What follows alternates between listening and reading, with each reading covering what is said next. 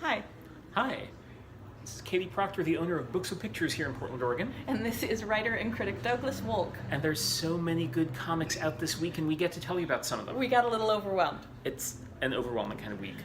First of all, this wonderful thing. This is Die. Kieran Gillen, Stephanie Hans, Clayton Cowles. Super good. Tell us about it, Katie. So, back in the 90s, there was a thing where kind of gothy kids played tabletop role-playing games. I don't know if any of you know anything about that, but it is how I spent the majority of my leisure time. And this is a book about those kids who have something go horribly wrong. Horribly wrong. And then we meet them as the screwed up adults they grow up to be, and they tell us, or they show us, sort of how broken their lives are, largely as a result of this childhood trauma. And then we go forward from there. There's monsters and magic and insanely beautiful Stephanie Hans artwork on every page of this thing. No, it's beautiful. Yeah. So she does, it's painted work. There is both really beautiful sort of set pages and really gorgeous action sequences. And it's Kieran Gillen, so we have a sense that he pretty much knows how the next 5 years of this are going to go, and it's just seeding stuff now. Big, deep, weird world, and I am really excited that we all get to play in it for a while. It's, Die #1.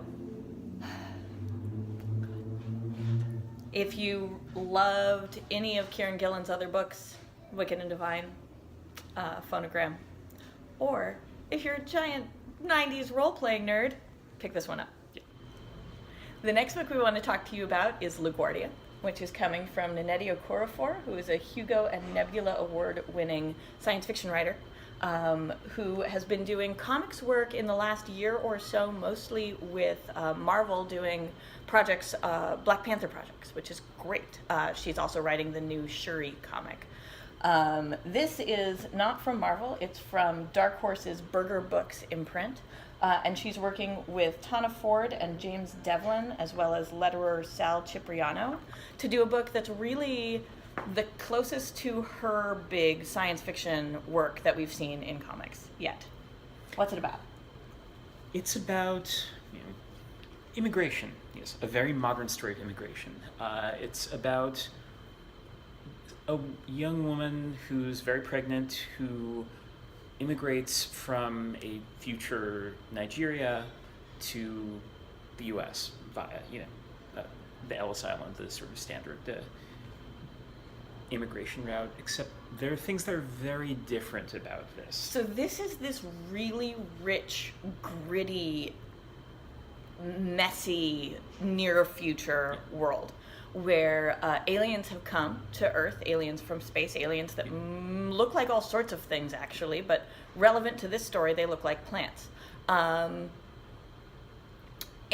some countries, like Nigeria, have integrated them into society. They have started going to school, and there are medical clinics to help them, and they are a rich part of the Nigerian daily experience. Although the traffic in Lagos remains as horrific as ever. And then here in the U.S., and in other countries, the aliens have been less welcomed and life is harder for them. This is a story about traveling from Nigeria to the U.S. and the immigrant experience thereof. The immigrant experience in particular, not just of our hero here, but of her partner, the plant alien. Yeah. It's gorgeous. It's gorgeous. It's so clever. It's so interesting. There's so many fantastic cultural details and personal details, and just every little bit of this makes me want to know more. One of my first customers this morning came in and was like, aliens and immigration, didn't we just do that with Barrier? And those are definitely some of the major themes in Barrier, the recent Brian K. Vaughan 5-parter, which was amazing, but an entirely different book than this book in terms of scope, in terms of themes. This is amazing, and I think you should read it. Yeah. It's really remarkable.